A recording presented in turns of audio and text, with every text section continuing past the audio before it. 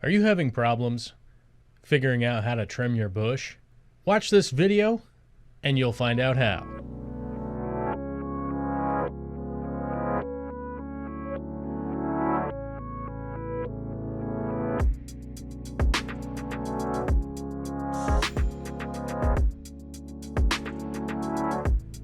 I don't have any advice for personal grooming other than the typical stuff that you would buy at whatever grocery store, or I suppose you could repurpose these. There's a multitude of tools that I use in the aquarium. Now, most of them are all pretty standard. It's the stuff that you would generally see at pretty much any website around, nothing too crazy. As long as they're sharp scissors and they fit your hand and they work well, use them. Now, the one downside I would worry about, as has happened to me in the past and has been reported by a few people, watch out for rust concerns. That is something that has come up fairly often recently, for sure. So typically if I buy something off-brand, I look for something that is the surgical steel. So if something is surgical steel, you're generally okay.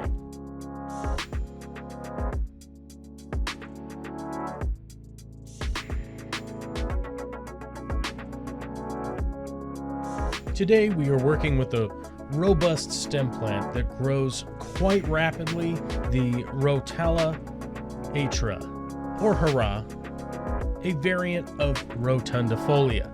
Now, this plant grows extremely fast and is a great plant to experiment with how to grow out a bush or even a hedge in the style of the Dutch aquascape.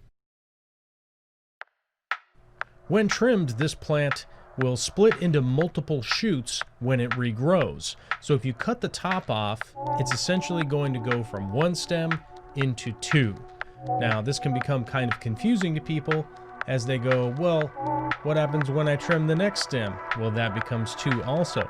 Eventually, you're going to reach a point where the one individual stem can't continue to handle growing all of those shoots very well, and that's when you're going to have to trim the whole bush off at the base and just kind of start over again.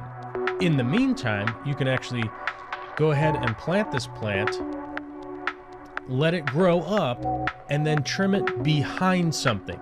In this application, I'm using a plant, though you can use stones and rocks or whatever to obstruct the lower area, which will be quite unattractive and not appealing. I am currently using plants to accomplish that.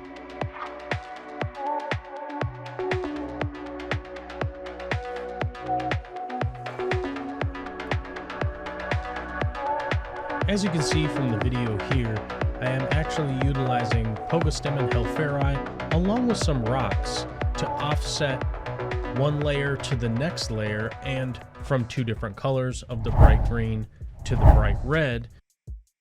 That really creates an effect of not only depth, but a variety to the viewer.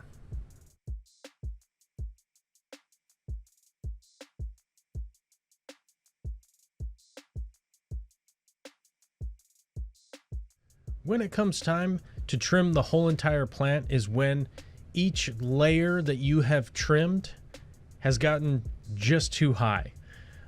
Every time with Rotella specifically, every time you can trim it at about a centimeter from the previous cut that you made before. So where it split, you can allow it to grow up and trim it back to about a centimeter, maybe a little bit longer than that, maybe a little bit less than that, but I would say a centimeter is about the best that you could come up with as far as a measurement goes.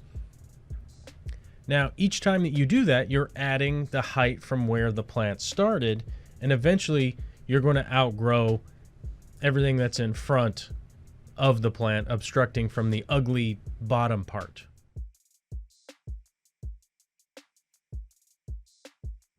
That's when it will be time to go ahead and trim all the tops, or trim the whole entire bit of the plant down to maybe 2 centimeters off of the substrate and allow it to regrow again.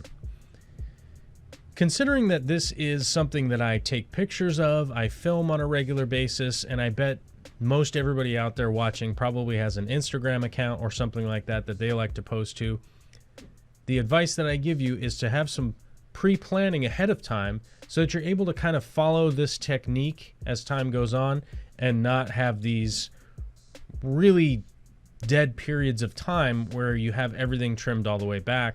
Because I have 2 clumps of this plant in sort of the same area, I can trim one all the way down to the nub and still maintain some healthy growth that I can get a different camera angle from and be able to share that with the people that are just wanting to tune in for a picture or something like that.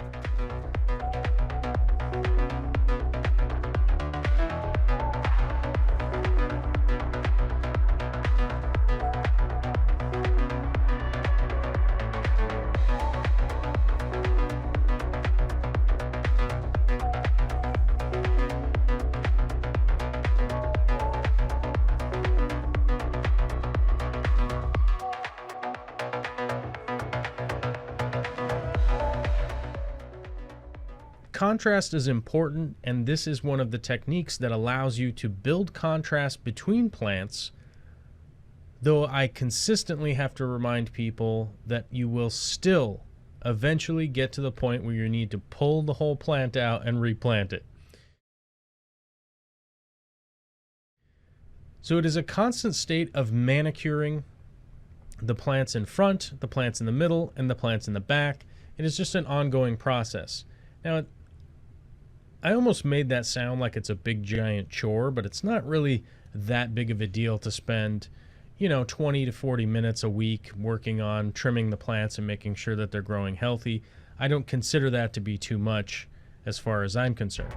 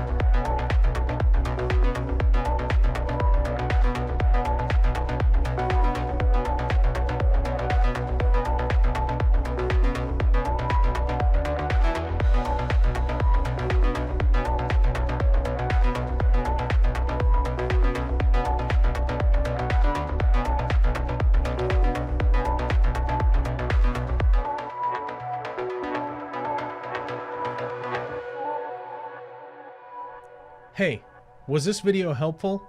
I really hope it was. I'm trying to share some of my experience with you as best I can. How do we get the time to be able to do that? This stuff all takes time and energy and all of that. And I want to give a big shout out and thank you to all the Patreonizers out there and the people that have joined up on YouTube, also hitting that blue button down there or heading over to the Patreon page and becoming part of our community. Today, I want to give a shout out to Pugman Michael, just somebody who's a part of the community on the Discord. He's somebody who's been subscribed here and a supporter for such a long time. I just want to give a shout out. Why not? It's a Appreciation August. Thanks, my guy, and thanks everybody for watching. I will talk to you later.